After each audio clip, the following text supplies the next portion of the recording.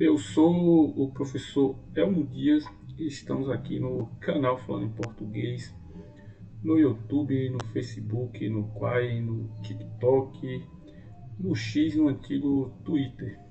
E o papo de hoje é sobre militares. Primeiro, vamos falar um pouco aí sobre Esparta. Esparta é uma antiga cidade-estado grega, né? Da antiguidade aí. Quem estudou história antiga sabe. Eu estou falando aí das cidades-estados da Grécia Antiga, né? Esparta era uma delas, que tinha como característica o forte militarismo, né? A sociedade espartana girava basicamente em torno dos militares, de seus exércitos ali. Não que as outras cidades não tinham seus exércitos também fortes, né? Mas a sociedade espartana tinha basicamente o exército como a sua sociedade, né? E desde cedo, ternos idades, os jovens espartanos já iam para os treinamentos para ingressarem nos seus exércitos, né? E acontecia uma coisa curiosa, que era os jovens chegavam em um determinado momento que eles iam lá para o que hoje podemos chamar de teste de sobrevivência, né? Eles iam para a selva lá, se virarem sozinhos, adolescentes ainda, não retornavam, não tinham alimentação, nada, eles tinham que se virar para comer, para sobreviver ali por um determinado período, para mostrarem seus valores para poderem ingressar no exército. Caso um jovem desse roubasse comida ali na cidade, roubasse também, ou furtasse comida, furtasse alguma outra coisa, armamento, roupa, qualquer coisa que ele fizesse ali, e não fosse pego, não havia problema nenhum. O grande problema era ser pego. Esses jovens que eram pegos furtando, eles eram severamente punidos. E a punição não era pelo fato de roubar, mas a punição era sim pelo fato de se deixar pegar roubando, né? Então, tinha essas características aí da cidade-estado de Esparta, né? Na antiguidade.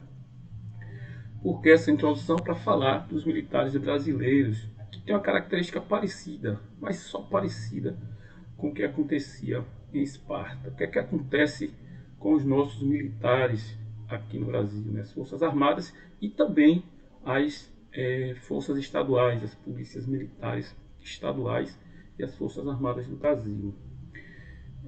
Ultimamente a gente está vendo muito no noticiário aí militares de alta patente, né? Sendo presos, investigados, tendo suas residências com busca e apreensão, tudo isso em virtude de cometimento de crime. Mas qual é a diferença entre Esparta e as Forças Armadas e os militares brasileiros em geral? O problema é que no Brasil também não é problema cometer o crime. Os militares, os oficiais, vamos tratar dessa forma, oficiais das Forças Armadas, os oficiais militares do Brasil, não tem problema em cometer o crime. Só que, diferente de Esparta, também não tem problema ser pego cometendo crime. Os oficiais brasileiros não têm problema em ser pegos cometendo crime. O grande problema dos militares do Brasil, quando a Polícia Federal, por exemplo, investiga, o erro não está no militar que cometeu crime, no militar que foi pego cometendo crime. O erro está na Polícia Federal, que está investigando o crime. O erro está no Supremo Tribunal Federal, que acatou pedido da Polícia Federal e prendeu alguns militares e autorizou a prisão de alguns militares. O erro está na imprensa brasileira, que divulga que esses militares são criminosos. Exemplo prático, o erro não é do tenente-coronel Mauro Cid, que falsificou documentos públicos. O problema não foi ele ser pego, o problema foi ele ser preso por isso. O problema está na justiça, o problema está na imprensa que divulga isso. As Forças Armadas não se preocupam em ter em seu quadro um sujeito que falsifica documento público, que é descoberto falsificando documento público, mas as Forças Armadas do Brasil têm grandes problemas quando isso é divulgado, quando esse sujeito é preso. Tem outro sujeito aí que foi na CPMI, o Coronel Naime, da Polícia Militar do Distrito Federal, que além de ser pego aí nos atos golpistas do dia 8 de janeiro, o mesmo foi também agora descoberto que ele transportava dinheiro vivo, ou seja, ele pegava tropas que estavam sob seu comando e colocava para fazer escolta de dinheiro vivo, sem origem e sem destino comprovado. Então, mas o problema não é o Coronel Naime fazer isso. O problema é se divulgar isso que o Coronel Naime fez. Então, essas são o tratamento que as forças militares do Brasil, tanto estaduais como federais, dão a seus oficiais. E quando eu falo oficial, é deixar bem claro que tanto nas polícias militares quanto nas forças armadas existem dois órgãos, né? Dentro do mesmo local existem dois órgãos, vamos dizer assim. Existe o Instituto das Praças e o Instituto dos Oficiais.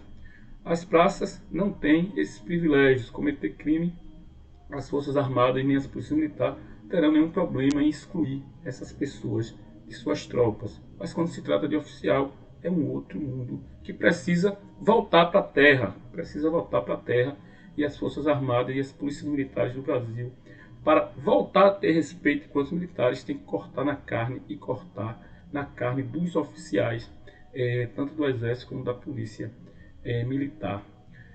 O problema não é do Judiciário, da Polícia Federal, da imprensa, não. O problema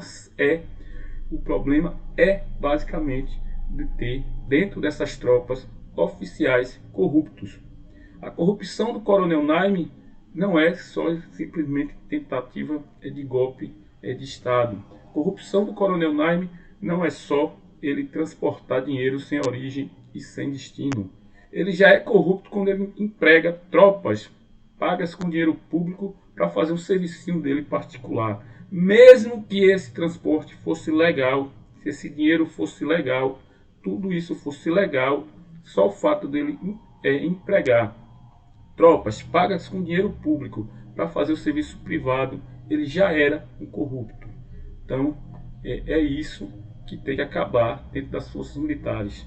E as forças militares têm uma grande oportunidade aí de acabar com essa questão de oficiais serem tratados, até dentro das praças, algumas praças dentro dessas corporações tratam esses oficiais como semideuses ali. Seria um momento de dar um recado, inclusive, para os aspirantes, os cadetes que estão nas academias, entenderem que quando eles saírem de lá, eles não serão deuses, serão funcionários públicos, como qualquer outro funcionário público no Brasil. É isso que tem que ficar claro aí, nesse momento conturbado para os militares brasileiros. Não é a justiça, eu já ouvi também outras questões, não é a justiça que está esticando a corda contra os militares. Quem esticou a corda contra os militares foi o Tenente Coronel Cid, o General Lorena Cid, pai do Tenente Coronel Cid, que estavam vendendo muambas roubadas da República Brasileira nos Estados Unidos.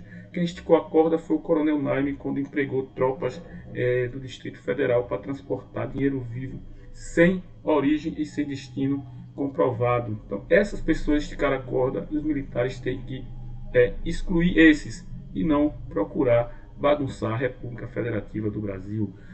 Comenta, compartilha, dá o joinha aí no canal e nas redes sociais do Falando em Português.